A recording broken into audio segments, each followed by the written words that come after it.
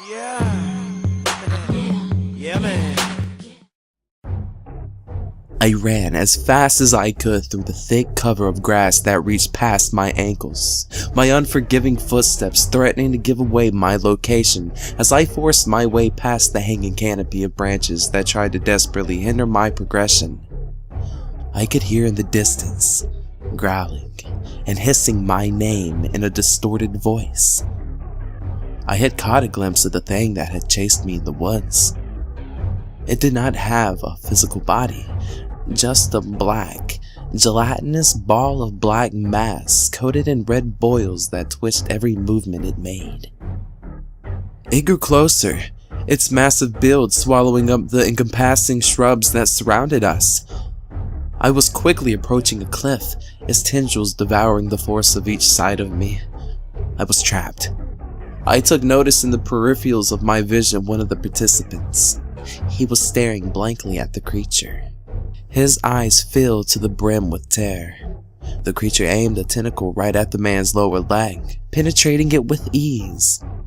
I watched, paralyzed in fear as the man was hoisted from the ground, made to hang over the gaping hole I assumed was its mouth. I quickly thought on my feet, grabbing a nearby basketball-sized boulder and chucking it in the creature's direction. It growled deafeningly. I covered my ears as the sound pierced through them, microwaving my brain from the inside. Before I knew it, I was lifted off the ground, a sharp pain igniting in my lower thigh. The inside of his mouth was filled with rotating, bladed razors, their ears splitting, screeching more deafening than the creature's roar. Come on. Come on. Wake up! I screamed to myself. The tensioning descent into the monster's gaping mouth made peeing my pants inevitable. In one final attempt to force myself awake, I grabbed hold of my finger, driving it back until I heard an audible pop, followed by the flow of a crippling twinge. I was jolted awake from my pain in my finger, and crippled even more by the inflaming pain in my right thigh. I had no choice but to ignore it though. I had to act fast. I bolted from my bed to the one of the man from my dream. I shook him violently, frantically trying to free him from the grip of that horrifying nightmare. Eventually he woke up with a gasp, breathing heavily and sweating profusely. He looked up at me with a gratified expression. Questions boiled on my lips as I desperately wanted to ask him what the hell was that thing. I have never dreamed of it before, so I knew it was his dream, not mine. Morning persisted itself as a sliver of dim light barely seeping through the dirt-stained window. Once again, the scientists came in with our complimentary breakfast, along with the mystery pills. We all respectively ate the putrid meal and swallowed the pills. One of the lab rats even patched up my finger and leg for me, along with the guy whose name I later learned was Max. Jen was absent, mindly staring at the gushing wound as it was being stitched up. I took the opportunity to write to her once the scientists left. Pretty nasty scare, huh? It's a bit more than a scare. How do you get it? Long story short, I found out how dreams can become reality. The hard way. Him too?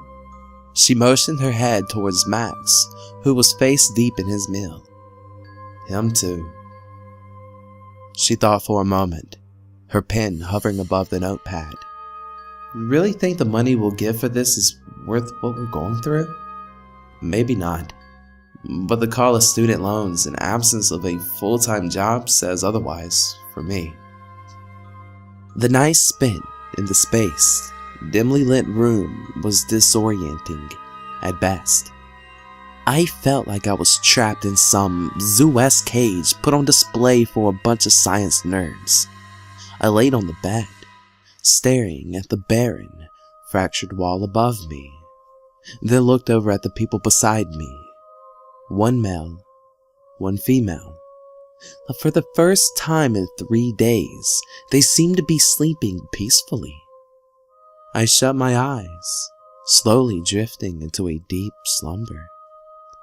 For a while, my dreams were progressing normally, being reminiscent of those I had after my 12-year-old rehabilitation. The typical Freddy Krueger and Jason horror mashups, I usually got those to cease. I even dreamed of marrying Jen. We had 2 children and lived in one of those upper middle class white picket fence houses you see in the magazines. Just when I was enjoying the satisfaction of the married life, I was jolted awake by a blood-curdling scream. It was Jen. Standing there, towering over her bed, was Max. He stared down at her with an empty expression, his hands bloodied, and black smoke-like aura fluttered around him. I took notice of his eyes. They were gouged out, clutched tightly in his hand. I got up from my bed, slowly limping towards him, careful not to alert him of my ever-growing presence. Without warning, he unfurled his lips. Hundreds of those unsightly boils came pouring out from his mouth. They darted around the room, sticking to whatever they came in contact with. I dropped to the floor in an attempt to avoid them. Jen hid under the protective barrier of her covers. The black fog that surrounded him became larger, growing into the enormous mass from the dream. I forced my terror-filled body to move, grabbing Jen in the process, and huddled close to the door, wrapping the sheet around us both. Though, through the thin fibers of the blanket, I could see the creature, its gelatinous girth covering Max, swallowing him whole. It grabbed one of the nearby participants, stabbing its tendrils through her body and lowering her into its mouth. Her screams erupted through the air as they were torn to shreds. My panicked breath stalled by the burning feeling of pure agony. With one final tear of the flesh, the black mass vanished, taking Max and the other participant with it. I slowly removed the blanket, hoisting myself and Jen off the cold, grime-streaked floor. The only other remaining participants crawled from under one of the beds and looked at us with utter dismay. The air was gripped by the stench of death. A thick, murky gloom permeated the area. Jen's question ricocheted through my mind, and I was beginning to wonder if any of this was really worth it.